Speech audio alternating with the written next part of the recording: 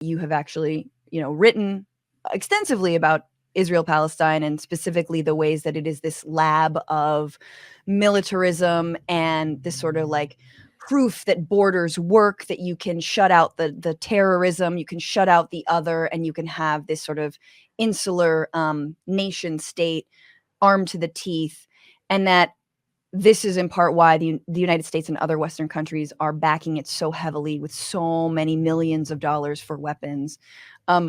So I guess, were you surprised that Biden has come out and been like, yep, whatever the Israelis want to do, no ceasefire? And that despite the United Nations saying otherwise, this is still now 3 weeks into this, the line. It's hard. It's hard to know. I'm horrified, surprised. I mean, the extent of the recklessness, I maybe would not have foreseen. I mean, the symbolism of going to Israel in this moment, to be standing with the American and Israeli flags, just completely throwing away any possibility really of being an honest broker, and which we know the U.S. has never been an honest broker. So this is why, not surprised, but I would say like that trip was so inflammatory that there was a part of me that was a little bit shocked by it. Not shocked by the blanket support, but that, I mean, to go so far that you lose Jordan, Right. like that's a lot. I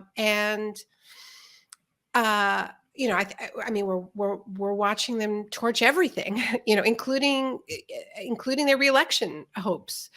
They very well may be torching those on this altar of, so-called stand with Israel. So it is worth asking why, like really understanding this, not just the US, it's the European Union, it's Canada, it's the white Western world plus Modi. And I have been thinking about the research in the shock doctrine. I have a chapter about Israel as a laboratory for the post 9/11 surveillance state.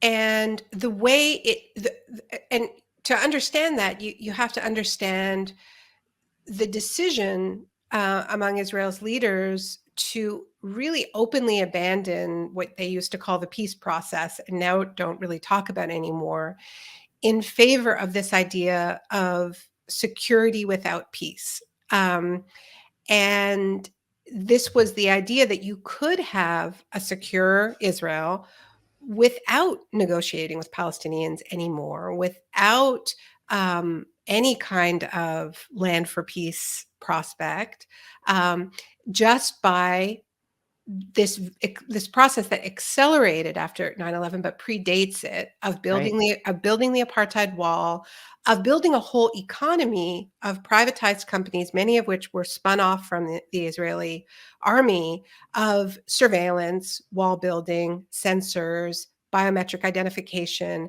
And this whole package was sold to India, US, Canada, Europe after 9/11 as, this is how you deal with terrorism, right?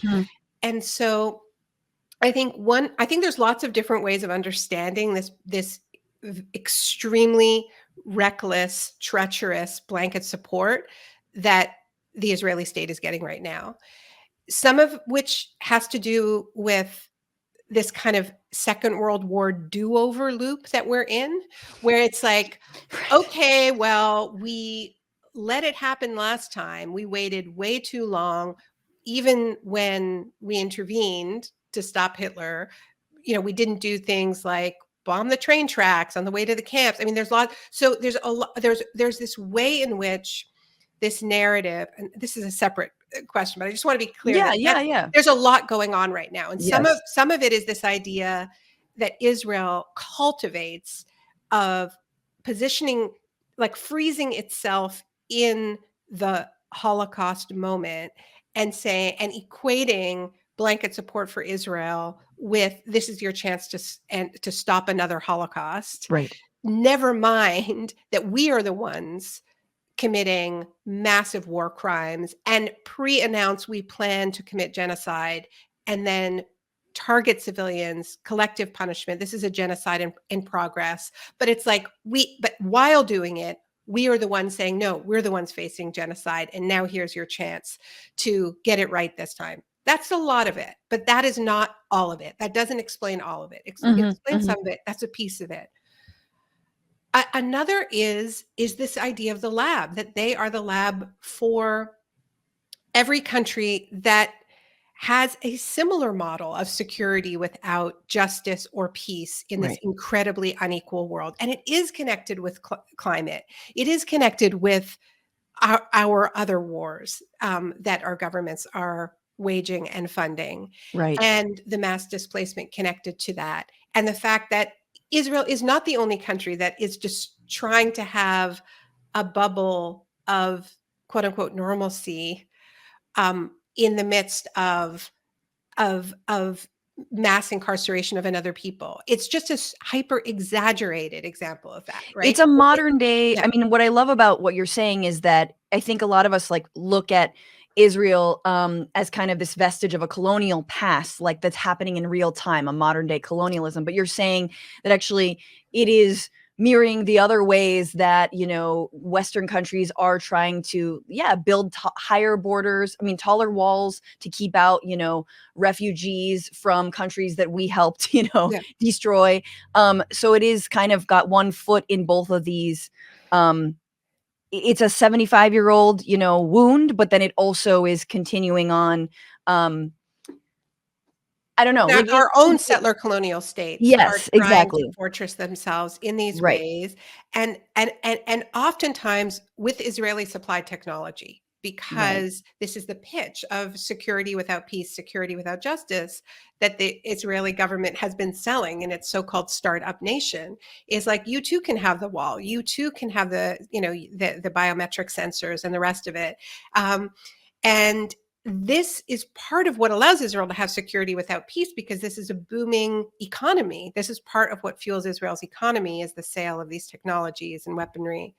Um, so when Hamas penetrates that wall on the scale that it did uh, um, on October the 7th, that is a security failure not only for Israel.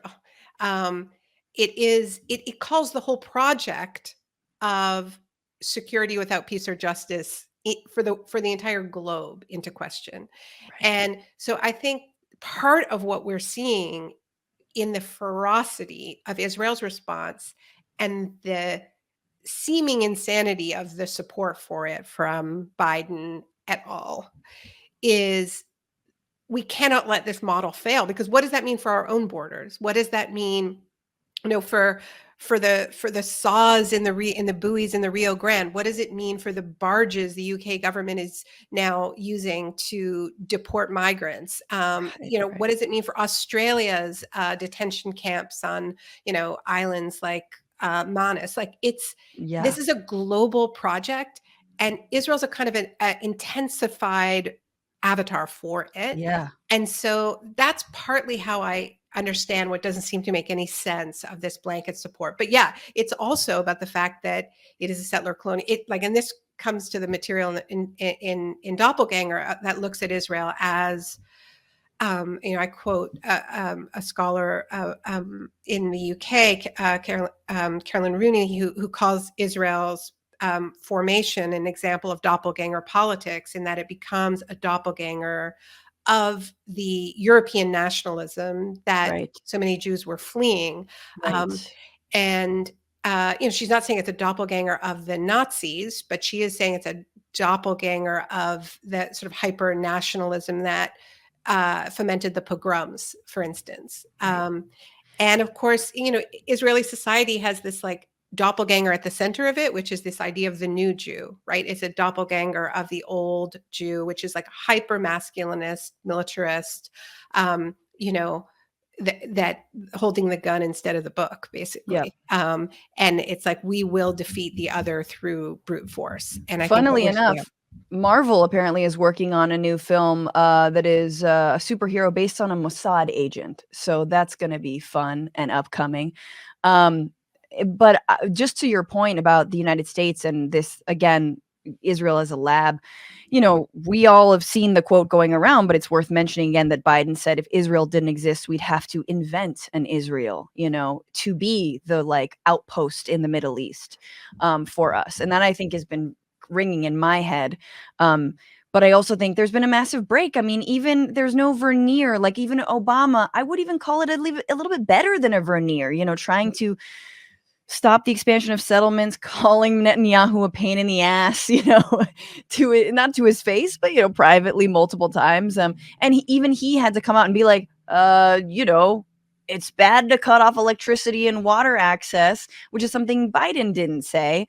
Um, so it just feels like the mask is off on, yeah, whether or not we were honest brokers in this issue in the first place. Mhm. And But then I you have also think that we have to think about the message this is sending to the world. I mean, right.